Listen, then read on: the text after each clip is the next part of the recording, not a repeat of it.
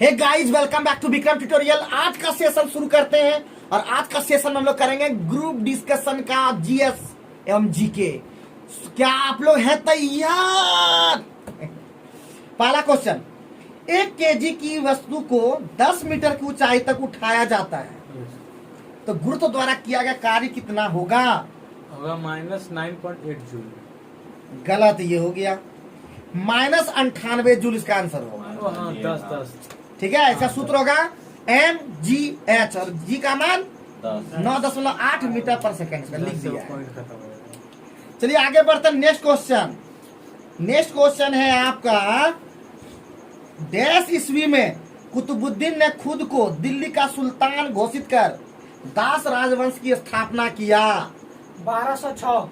हाँ, तो पहला जो वंश है वो है गुलाम वंश, जिसको दास वंश भी कहा जाता है, इसको मामलुक वंश भी कहा जाता है। और 1206 ईस्वी में दिल्ली का तख्ता पलट कर दिया था और वो मोहम्मद गोरी का जो दास था कुतुबुद्दीन ऐबक ने गुलाम वंश का स्थापना किया।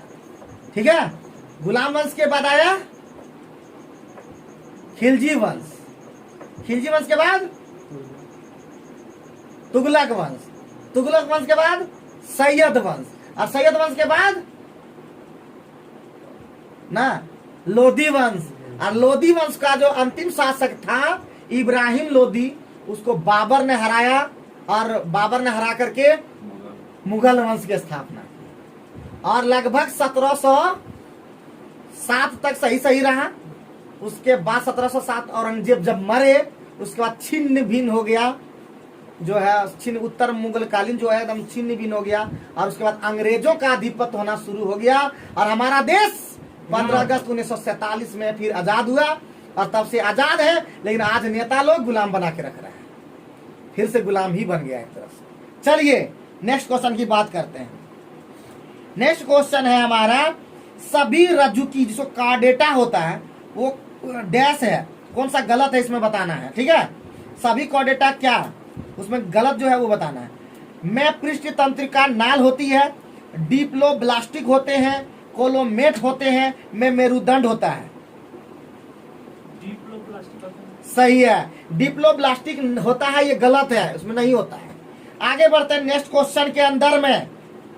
नेक्स्ट क्वेश्चन है, अली कुली सलीम और अबू तालिब कलीम किसके शासन काल के दौरान महत्वपूर्ण कवि थे? शाहजहां। बिल्कुल सही, गजब, बेहतरीन जवाब देते हो तुम लोग। ठीक है, नेक्स्ट क्वेश्चन पे हम लोग ध्यान देते हैं और हर एक क्वेश्चन जो हम पढ़ाते हैं और आप लोग जो डिस्कशन में हम लोग जो जवाब देते हैं वो बेहतर होता है। आप लोग जरूर वीडियो को देखें। और कल का जो सेशन पूछेगा वो सूरज कुमार पूछेगा, परसों का सेशन राहुल कुमार पूछेगा, तरसों का सेशन बम इस तरह से लगातार 7 दिन का भी सेशन चलेगा। उसके बाद फिर से हम वापसी करेंगे और 2 दिन हम फिर धड़ेंगे। तो चलिए नेक्स्ट क्वेश्चन पे अभी हम लोग ध्यान देते हैं। लिटमस विलियन डैश से निष्कर्षित किया जाता है? लाइकेन से। बहुत बढ़िया। डैश तरल अवस्था में पाए जाने वाला धातु है? ब्रोमीन। फिर से ब्रोमीन। नेक्स्ट क्वेश्चन में हम लोग ध्यान देते हैं। नेक्स्ट क्वेश्चन हमारा है, डैश मिश्र धातु में टीन होता है? सोल्डर। बहुत बढ़िया, क्योंकि इसके अंदर में होता है शीशा एवं टीन। और पीतल में होता है कॉपर एवं जिंक। और स्टील में होता है कॉपर, निकेल, लोहा, यही सब होता है। थोड़ा सा मात्रा कार्बन होता है। आगे बढ़ता है, 25 डिग्री सेल्सियस पर हवा में ध्वनि की गति कितनी होती है? 346 मीटर पर सेकंड। बहुत गजब, जबरदस्त जवाब। कौन सी गुरुत्वीय स्थिरांक जी का इकाई होता है? मतलब कौन सा इसमें जो है गुरुत्वीय स्थिरांक की इकाई है, मतलब जी का, बड़का जी? न्यूटन मीटर स्क्वायर पर केजी। अच्छा, तुम्हारा था बहुत जबरदस्त जवाब ये। और इसका मान जो होता है 6.67 -11। सही है, हम अभी 6.67 बोल सकते हैं। पौधों में फ्लोएम डैश के परिवहन के लिए उत्तरदायी है? भोजन बनाने के लिए। बहुत ही जबरदस्त जवाब। आगे बढ़ते हैं नेक्स्ट क्वेश्चन। 2 एम्पियर विद्युत धारा को 5 ओम के प्रतिरोध में रखा जाता है। प्रतिरोध से 1 मिनट प्रवाहित होने वाला आवेश की मात्रा कितना होगा? 120 कूलम है। 120 कूलम सही, क्योंकि इसमें सूत्र जो लगेगा क्या लगेगा जी? Q बराबर IT होता है। Q बराबर IT, यही वाला सूत्र लगेगा। ये 5 ओम दे दिया है ना, वो जबरदस्ती फंसाने के लिए दे दिया जाता है। तो आवेश का मात्रा का मतलब Q, और Q का मतलब I इंटू टी। तो हो गया 2 एम्पियर था, 2 और 60 मिनट का 1 मिनट मतलब 60 सेकेंड, तो 60 दूना 120 कूलम। अभी 5 जो ओम दिया जबरदस्ती फंसाने के लिए दे दिया है। तो इस तरह भी क्वेश्चन मिलेगा जब आप फंस सकते हैं, और वो फंसने वाले क्वेश्चन में हम लोग निकल सकते हैं जाल को काट करके। सही है? चलिए नेक्स्ट क्वेश्चन पे हम लोग ध्यान देते हैं। नेक्स्ट क्वेश्चन हमारा हाइड्रोकार्बन के पूर्ण दहन, देखिए एक होता है अपूर्ण दहन, एक होता है पूर्ण दहन के परिणामस्वरूप क्या प्राप्त होता है? Option CO plus OH, CO2 plus H2O, CO plus H2O और CO2 plus OH। CO2 plus H2O। हाँ, अगर अपूर्ण दहन रहेगा, ध्यान दीजिएगा, अपूर्ण दहन रहेगा तो होगा कार्बन मोनोऑक्साइड, और पूर्ण दहन जब होगा कार्बन डाइऑक्साइड। अपूर्ण जब दहन होता है तो उससे दम घुटता है हम लोग, और पूर्ण दहन जब होता है तो हम लोग का भी देह दहकता है। सही क्या? निम्नलिखित में किस प्रकार के प्रजनन से अधिक विविधता की उत्पत्ति होती है? लैंगिक प्रजनन। लैंगिक प्रजनन। लैंगिक प्रजनन, समझे कि नहीं समझे? जितना लैंगिक प्रजनन होगा उतना विविधता होगा। फूल, एक ही तरह का फूल देखो 3-4 गो होता है, उसमें होता है अलैंगिक जनन।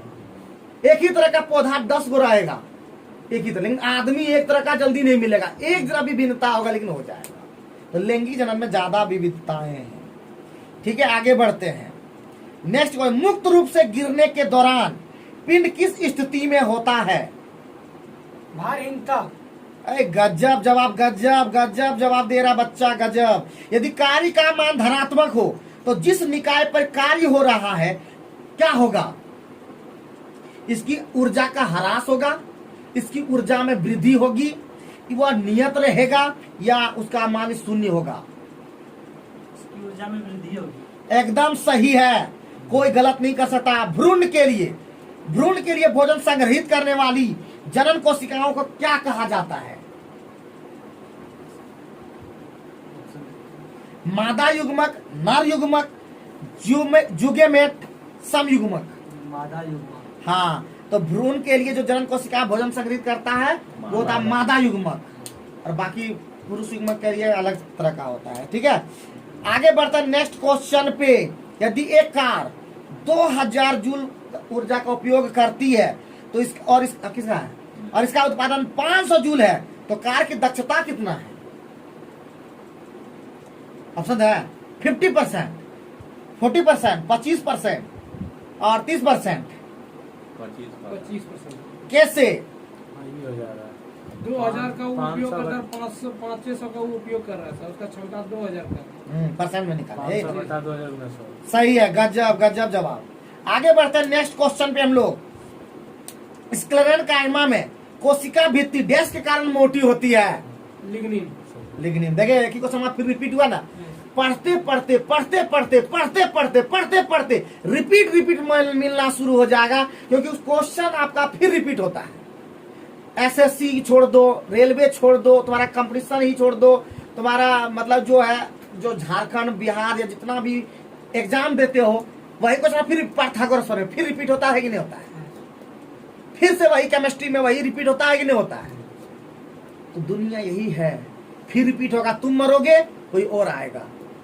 इस केमिस्ट्री मास्टर मरेगा, कोई और केमिस्ट्री मास्टर पैदा होगा। दुनिया रुकेगा नहीं किसी के लिए। जो ये घमंड है कि हम जब तक रहेंगे हम गर्दा उड़ा देंगे, बहुत बढ़िया बात, लेकिन कहोगे हम ही सर्वे सर्वा हमेशा रहेंगे, ये शाश्वत नहीं है, ये यूनिवर्सल ट्रूथ नहीं है। जो आया है वो मरेगा, जब तक हो तब तक मस्त काम करो। क्या समझे? क्योंकि हमने देखा कि हमारा ही दिन हमेशा नहीं रहा, तुम्हारा भी दिन आएगा एक दिन। तुम भी क्या पता तुम ही केमिस्ट्री का फिर ओवरलोड करोगे ना जी, ओवरटेक। जैसे आर्यभट्ट करेगा, उसको देंगे मौका, अब वो करेगा तो बहुत बढ़िया, नहीं करेगा तो गया। चलिए नेक्स्ट क्वेश्चन पे ध्यान देते हैं। स्थितिज ऊर्जा का सूत्र क्या होगा? mgh। आगे बढ़ते नेक्स्ट क्वेश्चन पे। नेक्स्ट क्वेश्चन हमारा इस प्रकार है। नेक्स्ट क्वेश्चन है, निम्नलिखित कौन सा विद्युत के तापीय प्रभाव के व्यवहारिक अनुप्रयोग पर आधारित नहीं है, विद्युत तापीय प्रभाव पर। Electric flat iron, electric toaster, electric केतली, इलेक्ट्रिक घंटी। इलेक्ट्रिक घंटी सही है। मेंडलीव की आवर्त सारणी में क्षैतिज स्तंभ को क्या कहा जाता है? आवर्त सही है। और जो ऊर्ध्वाधर स्तंभ को क्या कहते हैं? वर्ग स्तंभ। आगे बढ़ते हैं नेक्स्ट क्वेश्चन पे। ध्वनि संचरण के समय माध्यम में कणों के उच्च घनत्व का क्षेत्र क्या कहलाता है? संपीड़न या विरलन? संपीड़न। हाँ, और अगर कम रहेगा, सघन नहीं रहेगा, विरल माध्यम रहेगा तो जाएगा वहां पे, मतलब कम घनत्व रहेगा तो होगा विरलन, याद रखना। अब है नेक्स्ट डोनाल्ड ट्रंप। चलो नहीं पूछे कि आगे बढ़ता है, निम्नलिखित में कौन सा एक तत्व नहीं है? हीलियम, कॉपर, ऑक्सीजन, पानी एक यौगिक है। तो आज का सेशन यहीं पे समाप्त करते हैं और इसी तरह के तड़कते भड़कते सेशन को देखने के लिए विक्रम ट्यूटोरियल ज्वाइन करें, जहां पे हम देते हैं लगातार जबरदस्त नॉलेज के साथ जबरदस्त मोटिवेशनल वीडियो और भी तरह का। और कल का जो सेशन पूछेगा वो सूरज कुमार, और कौन सबसे जबरदस्त सेशन को पूछता है और कौन सबसे बेहतर जवाब देता है, अभी तक आप लोग कमेंट नहीं किए हैं, प्लीज कमेंट करके बताएं यहाँ पे कौन सबसे जबरदस्त जवाब देता है और कौन सबसे ज्यादा ऑप्शन लेता है। अभी तक नहीं बोले। Thank you.